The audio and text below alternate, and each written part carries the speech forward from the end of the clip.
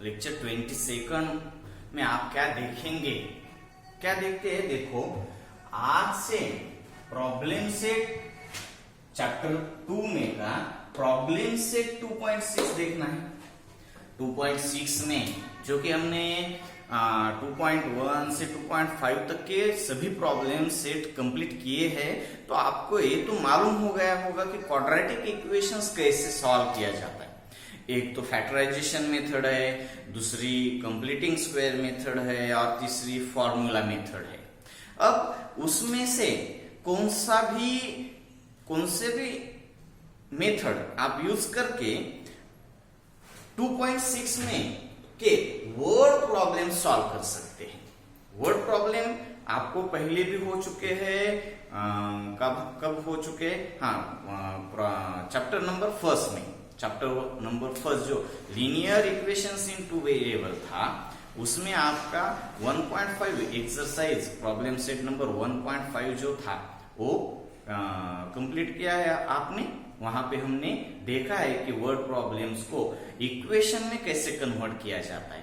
तो यहाँ पे भी आपको वर्ड प्रॉब्लम जो है उसको समझ के लेना है, उससे इक्वेशन तैयार कर लेना होगा और बाद में उस इक्वेशन को सॉल्व करना है। तो चलो प्रॉब्लम सॉल्व करते हैं। पहले प्रॉब्लम रीड करके लेंगे। प्रोडक्ट आपको मालूम है, प्रोडक्ट यानी multiplication. Product of Pragati's age 2 years ago।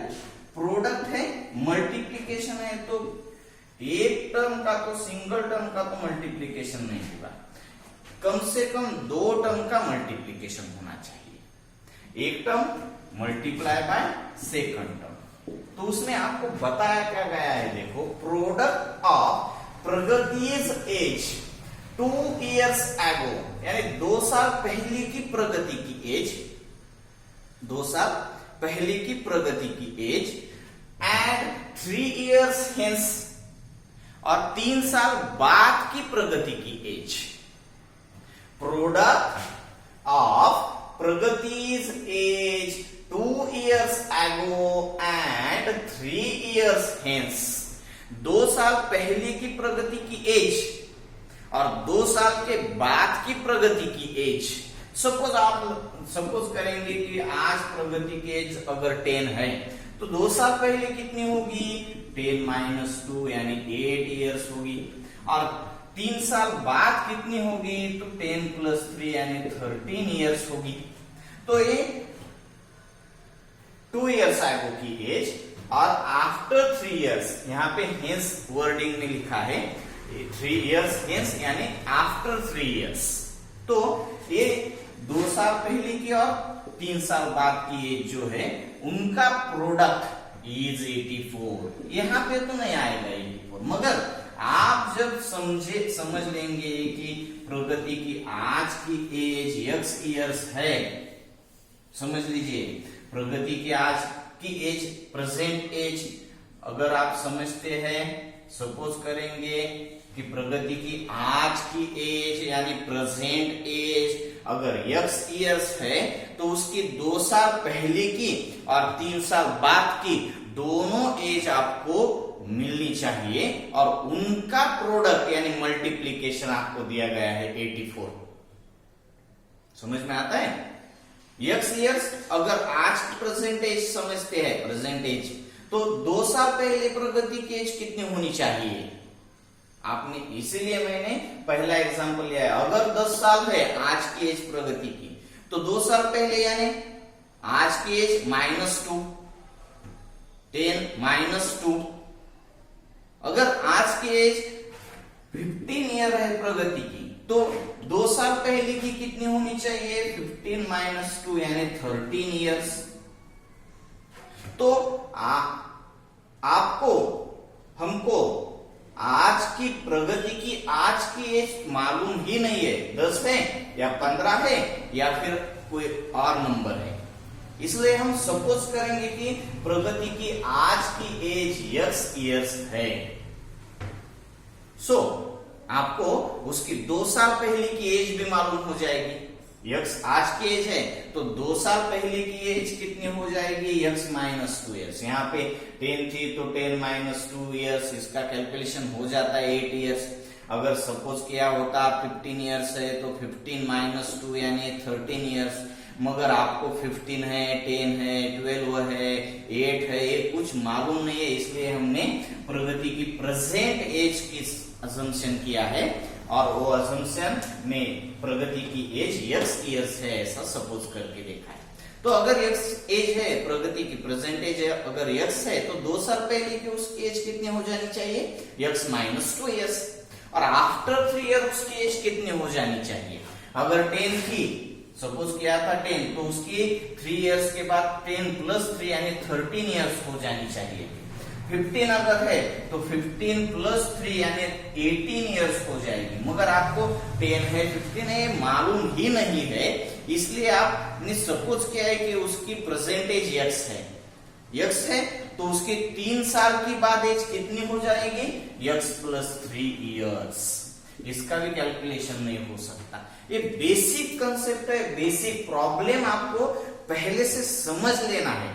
Solve करने की कंडीशन बाद में आ जाएगी, पहले आपको प्रॉब्लम ठीक तरीके से समझना है।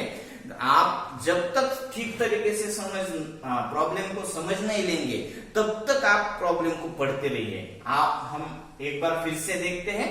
प्रोडक्ट मालूम ही होना चाहिए। Product is multiplication. Product means multiplication of Pragati's age 2 years ago. 2 साल पहले की प्रगति की एज। अब मल्टीप्लीकेशन है तो एक टर्म का तो मल्टीप्लीकेशन होता नहीं, एक के साथ और एक होना चाहिए। कम से कम 2 टर्म्स होती है मल्टीप्लीकेशन के लिए।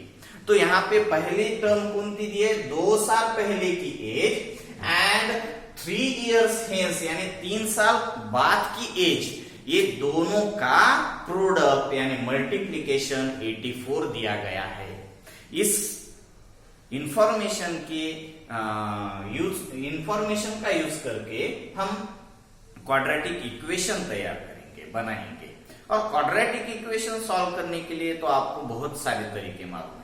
पहले मेथड है फैक्टराइजेशन मेथड, सेकंड मेथड है completing square method, third method है फॉर्मूला मेथड। आप कौन से भी मेथड से क्वाड्रेटिक इक्वेशन सॉल्व करेंगे, मगर पहला इस प्रॉब्लम में, वर्ड प्रॉब्लम में पहली स्टेप जो आती है, वर्ड प्रॉब्लम को समझ के आपको उसमें दिए गए इंफॉर्मेशन की मदद लेके क्वाड्रेटिक इक्वेशन तैयार करना है, बनाना है। तो आपको यहाँ पे समझ में आ गया होगा। हम आगे जाते हैं। देखो क्या है यहाँ पे, आपको पहले तो परसेंटेज फाइंड करनी है और आपको परसेंटेज मालूम नहीं है, इसका मतलब ये है, प्रॉब्लम है फाइंड हर परसेंटेज, यानी प्रगति की आज की एज आपको फाइंड करनी होगी। यहाँ पे हम सपोज करेंगे, सॉल्यूशन में देखते हैं, let the Pragati's present age equal to x year suppose करेंगे।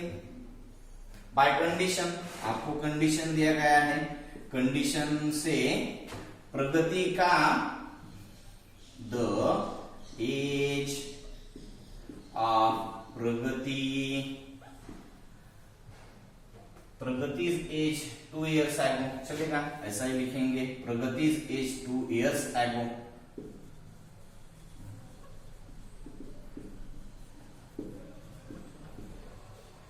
Equal to x minus 2 years, Pragati की 2 साल पहले की एज आपको मालूम है, और प्रगतिज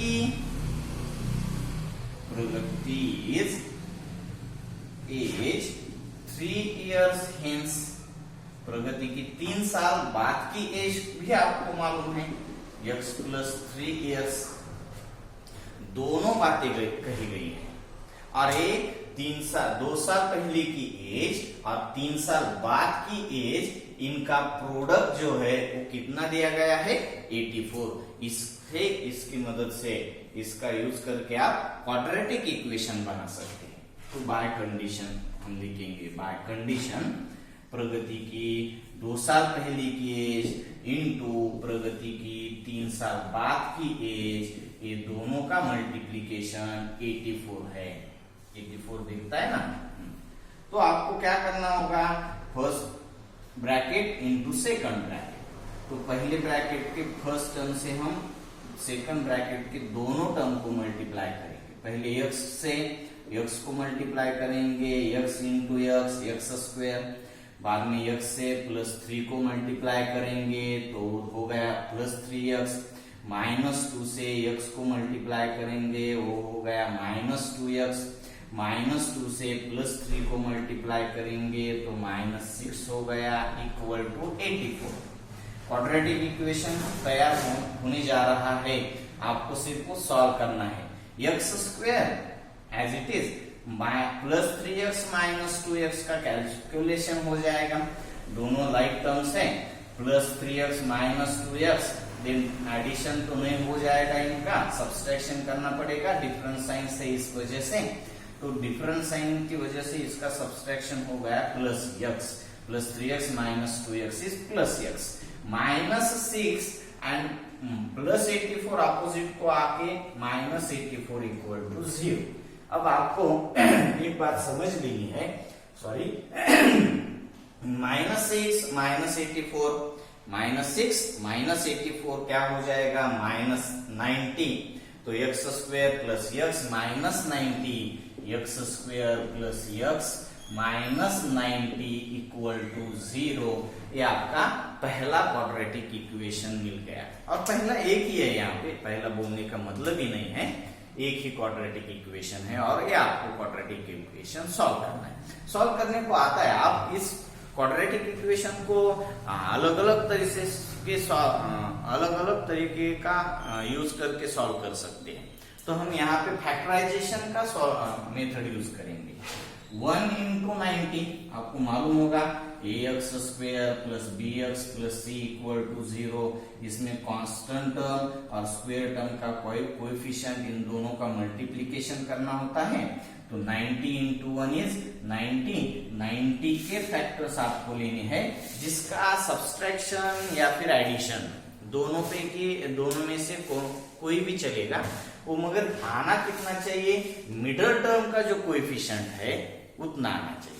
तो 90 के कौन से फैक्टर मिलते हैं आपको, अलग अलग मिलेंगे। 10 9 सिंपल है, 15 6 भी है, और 30 3 भी है, और 18 5 भी है, 18 5 ये बहुत सारे फैक्टर्स है, उसमें से आपको कौन सा यूज कर सकते हैं आप, 10 9 ये आपको मालूम है, हमने इस तरीके के बहुत सारे प्रॉब्लम सॉल्व किए हैं। तो 10 9 का सब्सट्रैक्शन करके आप यूज कर सकते हैं। सब्सट्रैक्शन किया तो भी एक आ जाएगा 1, +10 -9, डिफरेंस साइंस देनी पड़ेंगी, बिगर को मिडल का साइन देंगे, +10, स्मॉलर को माइनस अपोजिट साइन देंगे, ax और x। तो आपका 1x कैसे तैयार हो गया, देखिए आप फिर से 90 के आपको फैक्टर्स बनाने हैं, 90 के ऐसे फैक्टर्स जिसका एडिशन और सब्सट्रैक्शन मिडल टर्म के कोएफिशिएंट जैसा होना चाहिए। तो 10 9 ले लिया हमने, 10 और 9 के दोनों का सब्सट्रैक्शन किया तो 1x आ जाएगा। इसके लिए यहाँ पे क्या करना चाहिए आपको, सब्सट्रैक्शन के लिए डिफरेंस साइंस की जरूरत होती है। तो प्लस, बिगर को प्लस यानी मिडल का साइन देंगे, और स्मॉलर नंबर को अपोजिट साइन। तो ये हो गया +10x -9x।